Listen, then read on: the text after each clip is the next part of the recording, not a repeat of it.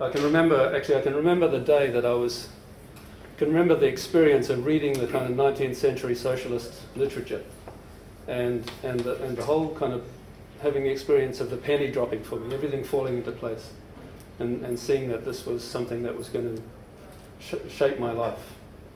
And following that, I came on Aliyah and came to the kibbutz up the road, Kibbutz Israel, and I spent 2 years here. And then, for personal reasons, decided to leave Israel. I actually, to be honest, couldn't abide by joining the army and fighting wars for the rest of my life. And at that time, in the 70s, I couldn't see that that the situation was going to change much in my lifetime or the lifetime of my children, and I didn't want that for my children, so I chose to leave at the time. And it was a big wrench because I'd fallen in love with kibbutz life, and so it was very, very difficult. And I've been looking for kibbutz ever since, for the rest of my, for the whole of the rest of my life. I went back to Australia. I joined Australia's largest commune, and I lived there 8 years, and my children were born there. And then spent several years in the mainstream.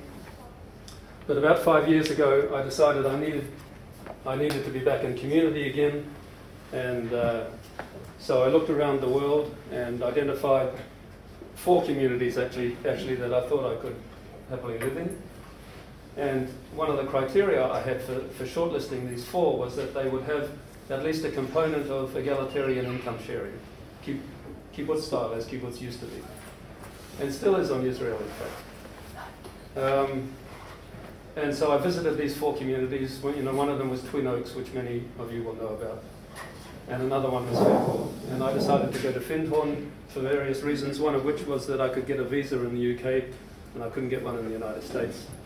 And I could see there was work for me at Findhorn as an architect. And so that's where I went 5 years ago, and I've been very, very happy there. I'm part of the Findhorn Foundation, which is the income sharing kind of inner core of the community. And I do kind of community architecture, which really is not at all like architectural practice. It's more like doing what the community needs you to do. And yeah, it's worked out very well. So I'm going to describe to you Findhorn. The abstract talks about community in transition. Community, many of you will know, has always been a spiritual community. In the last 20-odd years, it's taken on a kind of second impulse, that of ecological development, eco-village design and development. So we now have a kind of a dual personality. And we certainly are in a state of transition, or a state of bringing the two together and blending them somehow. And it's not altogether easy. How much time I will have to discuss that, I don't know, because I do feel that I would like to introduce the community to you through my eyes. So for at least the beginning of the presentation, it'll be a whole lot more descriptive than analytical. But just briefly, many of you will know some of this data. The community began in 1962, so we're coming up to our 50th anniversary, and that alone means that we're a successful community. We've demonstrated longevity, and we're as strong philosophically now as ever we were, and as robust and as likely to continue into the future as ever. The founders were Peter and Eileen Caddy, who were English, and Dorothy McLean, who still is Canadian.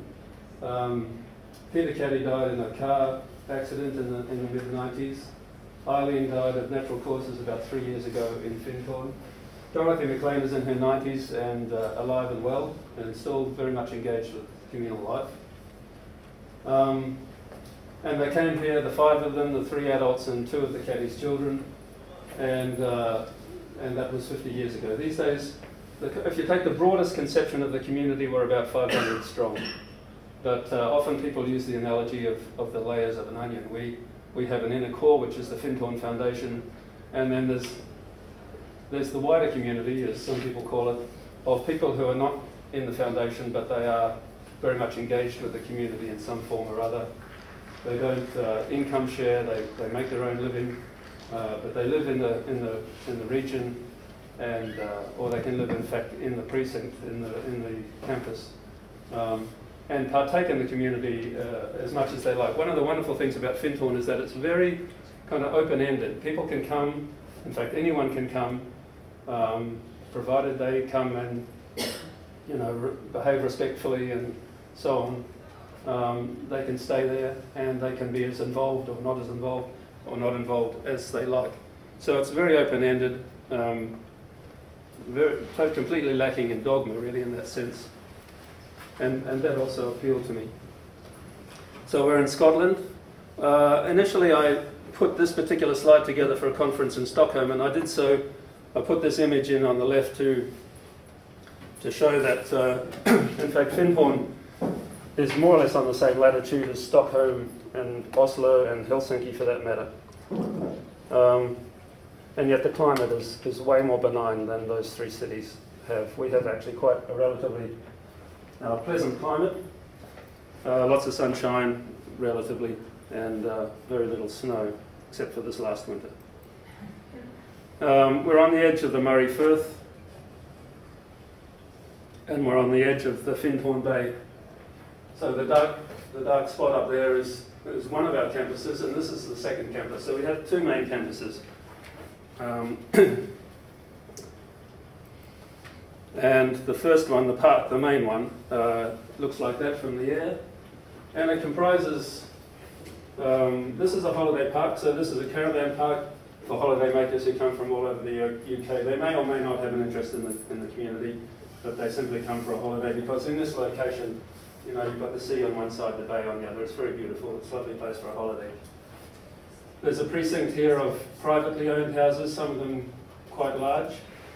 This area here has a mix of housing, some of it Findhorn Foundation housing for its staff, and also some private housing. We have a lot of guest accommodation over here. This is our hall. And between the park, as it's called, and the ocean, there's about 200 metres of sand dunes and kind of a very kind of natural wilderness setting. This is the second campus in Forest, in the town of Forest. So the town is here, and this campus is on the edge of it. And this is a 19th century Victorian hotel that we purchased in the late 70s, I think. And then on the west coast, we have a couple of outposts. This one on the island of Iona, which is, many of you will know, a historical site. It's where Christianity first arrived in Britain. And we have there a house which we use for retreat purposes. And on a neighbouring island, which we rent, we have much more accommodation where we run workshops and courses and so on, and have a kind of a mini community of 6 or 8 people. The surroundings around Findhorn are gorgeous. That's the bay, and this is the traditional village of Findhorn, from which the community took its name, much to the chagrin, the resentment of many of the old-timers who lived in Findhorn village. So, in fact, there has always been some tension between the people who were there before us and the community. And as that generation kind of dies out, the resentment is reducing, and through our efforts to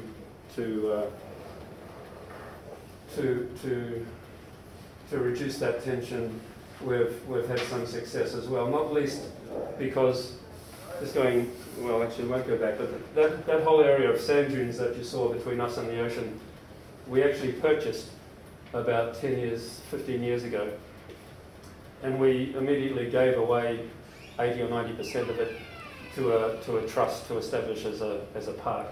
And that trust has amongst its members, its board members, members from the village and members from the community. So it was an attempt to bring together us and them.